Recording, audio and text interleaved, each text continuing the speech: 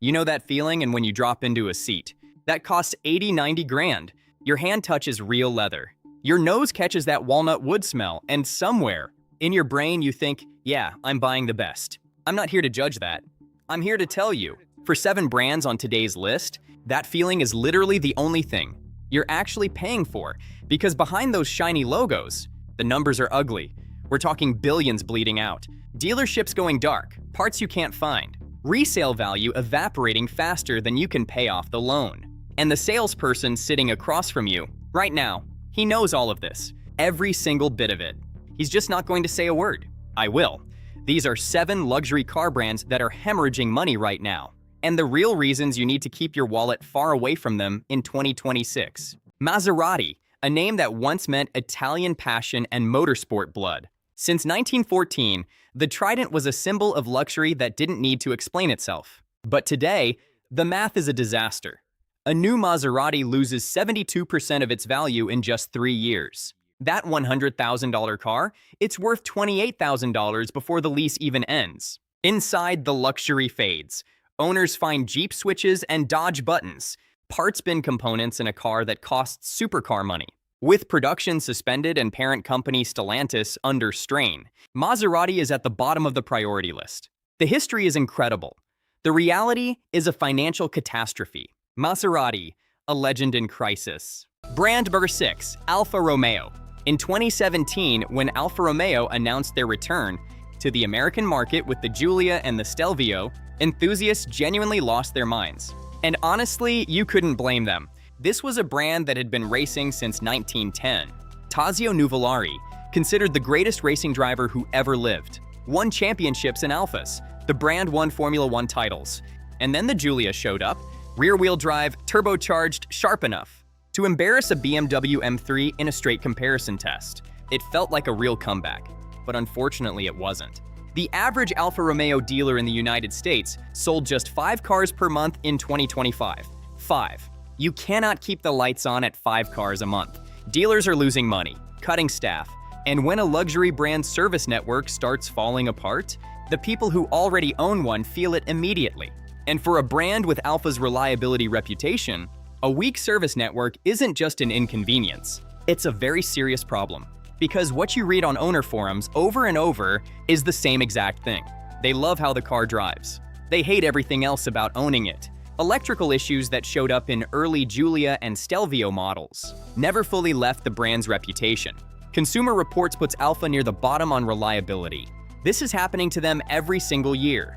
And when someone is cross-shopping an Alfa against a BMW or a Mercedes at $60,000, they almost always go German, because nobody wants to be hunting down parts and waiting 3 weeks for a loaner at that price point. And the bigger picture makes it worse. Stellantis just absorbed a €22 billion loss in the second half of 2025. When the parent company is in that kind of financial pain, the brands that aren't pulling their weight board, they become very easy targets. Alfa Romeo has not been pulling its weight. Beautiful cars, brutal ownership experience, and a corporate lifeline that's looking thinner by the quarter. Let's talk about the greatest fall from grace on this entire list. In 1961, Jaguar unveiled the E-Type and the Geneva Motor Show. Enzo Ferrari, the man who built Ferraris, reportedly called it the most beautiful car ever made. It topped 150 miles per hour. It looked like nothing else on the road, and it cost a fraction of what Ferrari or Aston Martin charged. Sports Car International ranked it the #1 sports car of an entire decade. For generations after that, owning a Jaguar meant something genuinely special. Now hear this, the news is shocking. In April of 2025, Jaguar sold 49 cars across the entire European continent. Not 49,000, 49. That same month in 2024, they sold 1,961.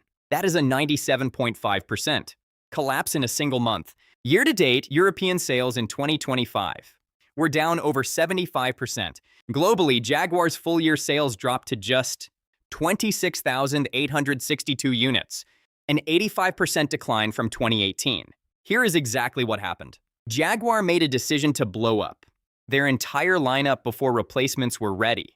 The XE, the XF, the F-Type, all gone. The F-Pace, their best-selling model, being eliminated. Dealers literally had nothing to sell. Showrooms went dark across the globe. And then, right in the middle of all this, Jaguar launched the Copy Nothing marketing campaign. It showed zero actual cars, no vehicles at all, just fashion models and abstract slogans. The internet responded exactly how you'd expect. People were genuinely asking, does Jaguar still make cars? The new plan is ultra-luxury, all-electric, with prices starting above $150,000, going head-to-head with Bentley and Porsche. And Jaguar's own managing director has admitted that only about 15% of their current customers will follow them there. They consciously walked away from 85% of their loyal base to chase a customer they have never served in a price bracket, where they have zero track record with nothing available to buy right now. New models are expected sometime in 2026. If they land well, maybe this story has another chapter. But if you buy into the brand right now, you are the crash test dummy for that experiment. Every bridge behind them has been burned. Part 5. Brand measure 4, Infiniti. This one might be the most preventable collapse on the whole list of these brands, because Infiniti had it. They genuinely had it. The G35 and the G37 were real driver's cars. Rear-wheel drive, strong engines, sharp handling that made automotive journalists sit up straight. Car and Driver loved them. When the G37 came out, it was one of the most talked about sports sedans. Under $40,000 in the country, Infiniti had found their identity, and car buyers were definitely responding. Then they simply and suddenly stopped. Infiniti peaked in the United States in 2017 at 153,415 units sold. By 2024, they were down to 58,700. That's a drop of over 62%. To put that in perspective, Lexus sold 345,669 vehicles. That same year, Genesis, a brand that didn't even exist in America 15 years ago, outsold Infiniti, and the Nissan Altima, a mainstream family sedan, nearly outsold Infiniti's entire lineup by itself. Let that sink in for a second. The most common description of Infiniti you find on Reddit right now is Altimas with leather. The interiors fell behind. The technology fell behind. The design essentially just stood still, while Genesis and Lexus kept evolving, and buyers moved on without looking back. Now the lineup is getting gutted. The Q50 sedan is gone. The QX50 and QX55 are being discontinued, with no direct replacements announced.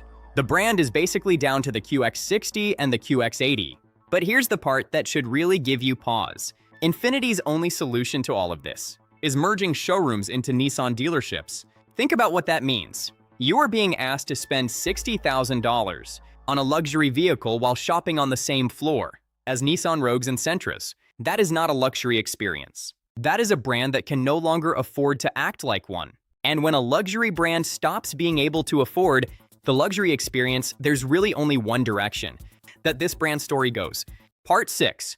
Brand number 3, Genesis. A deep dive into the luxury world of Genesis. This one is going to surprise some people. And I get it, the appeal is undeniable. Genesis makes genuinely good cars right now. The GV80 looks like it costs significantly more than the competition. It looks like it costs $20,000 more than it actually does. The G80 drives beautifully, offering a refined and smooth experience on every road. The interior quality punches well above the price tag. If you walked into a Genesis showroom today and bought one purely on the product, you wouldn't feel cheated on day one because the quality is there. But here is the thing. The problem isn't the car itself. The problem is everything around the car. Genesis was born in 2015, marking a new era for Hyundai, and entered the American market in 2016. This brand has been around for less than a decade, and in the luxury car world, a decade is nothing but a brief moment. Lexus spent 30 years building the reputation. Lexus built the reputation and the massive dealer network that defines safety, that makes a $45,000 purchase feel safe. Genesis hasn't had 30 years to establish that level of trust. They have only had 8 years in the American market. And right now, the resale value numbers reflect exactly that reality. A Genesis GV80 loses significantly more of its value over 3 years. Over 3 years compared to a comparable BMW X5, compared to a BMW X5 or a Lexus RX, which hold value much better. We're talking a gap that can reach quite significant levels. It can reach $15,000 to $20,000 when you trade in, when you go to sell or trade in. The dealer network is still thin. If you live outside a major metro area, us finding a Genesis dealership with a proper service department isn't a given. Parts availability has been an issue reported by many owners that shows up consistently in owner communities. And the brand is entirely dependent on Hyundai for its survival, for its corporate survival, which isn't a death sentence, but it does mean Genesis's future is decided by people whose primary concern is Hyundai, not Genesis. It is a great product right now, standing tall among established rivals. However, it remains an unproven long-term ecosystem for many buyers. If you're paying luxury money, you expect more than just a car. You're not just buying the car. When you buy luxury, you're buying the safety net that comes with the brand. And Genesis's safety net is still being built. Brand number 2, Land Rover, Range Rover. Few names in the automotive world carry the visual weight of Range Rover. You see one parked outside a restaurant and you notice it. The design is commanding. The badge has real history. British royalty, African expeditions, camel trophy. There's a reason celebrities, athletes, and heads of state have always gravitated toward these trucks. On paper, Range Rover is exactly what a luxury SUV should be. Then you actually own one. Land Rover and Range Rover have spent years occupying the bottom tier of reliability rankings from Consumer Reports and J.D. Power, and virtually every long-term ownership study that exists. This isn't a one-year anomaly. This is a pattern that has followed these vehicles for over a decade. Owners on forums describe electrical gremlins that appear out of nowhere, air suspension systems that decide to fail at the worst possible moment, and repair bills that feel like a second car payment. One common joke in Land Rover ownership communities is that you should always buy two, one to drive and one for parts. The real financial exposure comes when something goes wrong. And with these vehicles, something usually goes wrong. A single air suspension replacement can run upward of $3,000 to $5,000. Software issues require dealer visits that aren't cheap. And as JLR, the parent company, faces financial pressure and restructuring, parts availability and dealer support quality become legitimate concerns. For current and future owners alike, Range Rover will always look incredible in a driveway. But a car that spends more time in the service bay than on the road isn't luxury, it's an expensive hobby. And most people didn't sign up for a hobby when they wrote that check. Brand number 1, Aston Martin, the ultimate British icon. Even the legendary James Bond drove one of these. The DB5 is arguably the most famous car in cinema history. Their legendary Le Mans victories defined an entire era. Decades of British elegance and raw performance that made every other luxury brand look like it was trying too hard. If you had to pick one nameplate that represented the absolute pinnacle of aspirational motoring, a lot of people would say Aston Martin without blinking, which makes what's happening to this company right now genuinely painful to watch. Aston Martin has been losing money for years. And we are not just talking about a little bit of money. Serious, structural, ongoing losses that have forced the company to go back to investors repeatedly just to keep the lights on. In recent years, the brand has sold significant ownership stakes to Saudi Arabia's public investment fund and to Geely, the Chinese automotive conglomerate. These are not investments made from a position of strength. These are lifelines thrown to a company that needed them badly.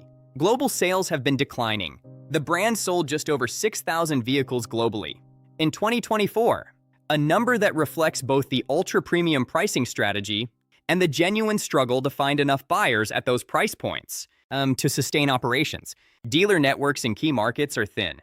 Resale values, while somewhat protected by the brand's exclusivity image, are increasingly vulnerable as financial uncertainty around the company grows. And here's the thing that no salesperson will ever tell you.